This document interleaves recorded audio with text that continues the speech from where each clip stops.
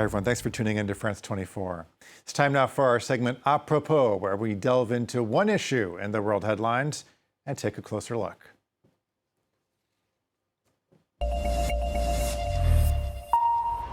Well, tonight we're focusing on the results of the second round of legislative elections here in France, and it's a result that none of the polls had predicted. The left-wing coalition, the New Popular Front, won the most seats in the National Assembly, followed by President Macron's centrist coalition, and then third was the far-right party of Marine Le Pen, the National Rally, which many had expected would come out on top. Well, earlier today, Prime Minister Gabriel Attal offered his resignation to Emmanuel Macron. But with so much uncertainty, not to mention the Summer Olympics kicking off in just 3 weeks, the president asked Attal to stay on for the time being. There's a lot to sort through, not only when it comes to what happened last night, but more important, what happens next. Let's start with what went wrong in the second round of these elections for the far right. Eliza Herbert has this report. Sunday night in the National Rally headquarters was a sombre mood. They were hoping to win a majority and instead they came in third, left wondering what went wrong when victory had seemed so close. Enter the Republican front. At the end of the first round of legislative voting, France was split almost in three, left, centre and far right. But instead of dividing, the left New Popular Front and the Presidential Centre coalition agreed on one thing. They had to block the National Rally.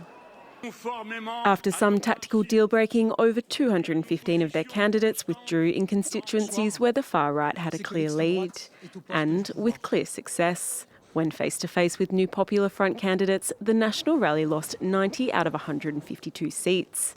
When up against the presidential coalition, they lost 105 out of 128. But according to this pollster, there was also another reason. The National Rally candidates themselves showed either that they weren't ready or they still had xenophobic or homophobic candidates among them. The party included candidates like Ludovine Doughty, who withdrew after a photo circulated of her wearing a Nazi cap, and Daniel Grenon, who caused outrage by declaring that people born in Northern Africa and raised in France had no place holding high positions. Critics have also pointed to the unconvincing performance of many National Rally candidates, saying they appeared out of their depth in debates during the campaign. The party was also unable to expand its base. It struck a deal with Eric Ciotti, the Republican leader, but not the party, who cut ties with him when he proffered an alliance between the two. Still, there were major wins for the party. With over 140 seats, they were up sizably from their previous high of 89 and took home the most seats of any single party. And to discuss this further, I'm joined by Dr. Anna McKeever, a lecturer in political science at the University of the West of Scotland. She has an expertise in conservative and far-right politics and in immigration policy. Thanks so much for being with us here on France 24. Before we get into what happens next here in France, how do you see the results of last night? Was it a rejection of the far right or an endorsement of the platform on the left or something in between? Thanks for having me. Good evening, everyone. So yeah, indeed, the results of the second round of legislative elections came out a bit unprecedented because everybody was expecting the National Rally getting the biggest share of seats in the lower chamber of the French Parliament.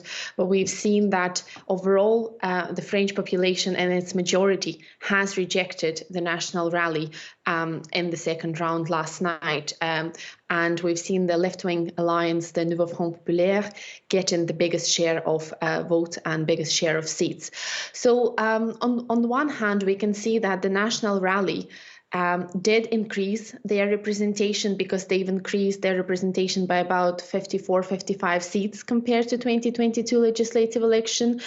But as we've seen during the debates between the first and the second round, there were a lot of candidates. They were either openly racist or they were not prepared, to answer or to debate with their opponents on their local TV channels.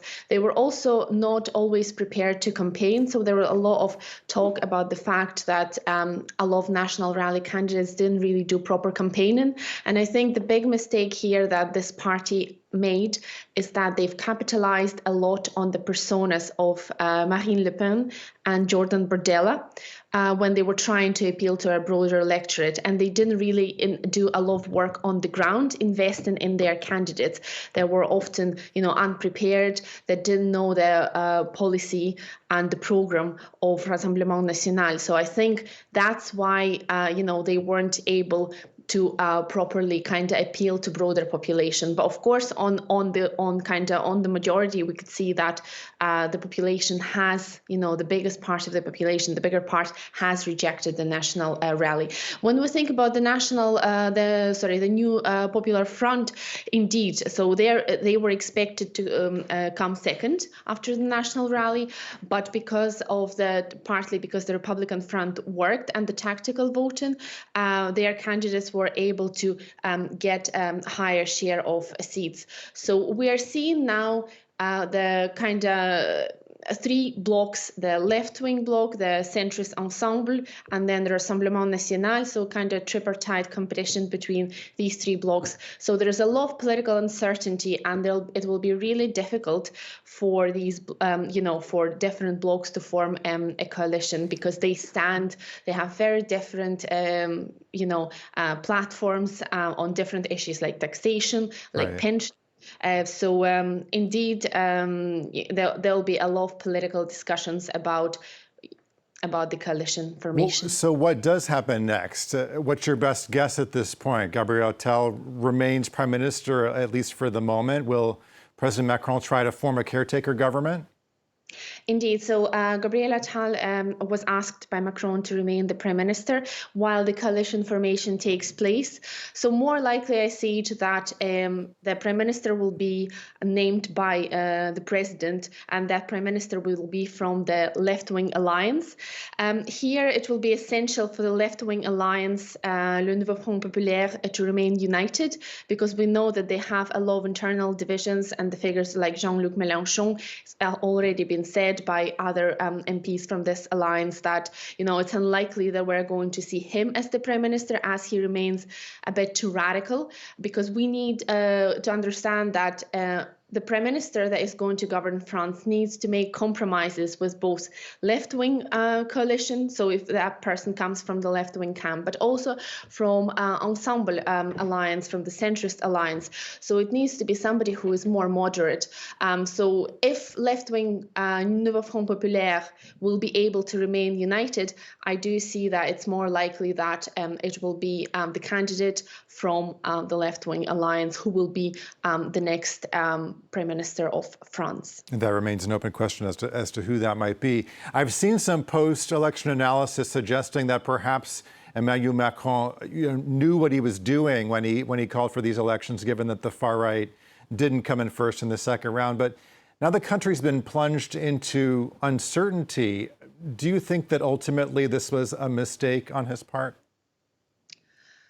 I think when he called this election, he was maybe hoping to play a long-term strategy. So maybe he was hoping to have the Rassemblement National in government and try to discredit them, having the cohabitation government, because Rassemblement National has never been in power.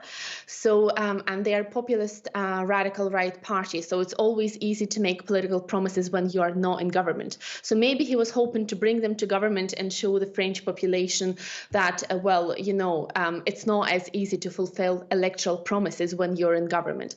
This electoral strategy hasn't, as we've seen, played, in favor of Emmanuel Macron, because he hasn't come and his party hasn't come out stronger out of this.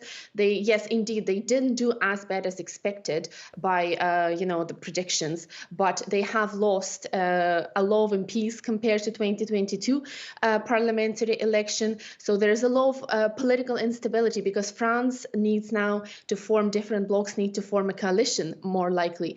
And France doesn't have the tradition of political coalitions. So Macron's gamble, in my opinion, didn't pay off, because now France is headed towards a lot of political instability and talks about the potential coalition where you need to unite different blocs that have very different positions on tax and pension and climate. So no, I don't think that that was a very wise choice. Given what you're saying, what does this mean for Emmanuel Macron? I mean, do you think he can stay in office for the next 3 years, given how complicated this is going to be for him to govern?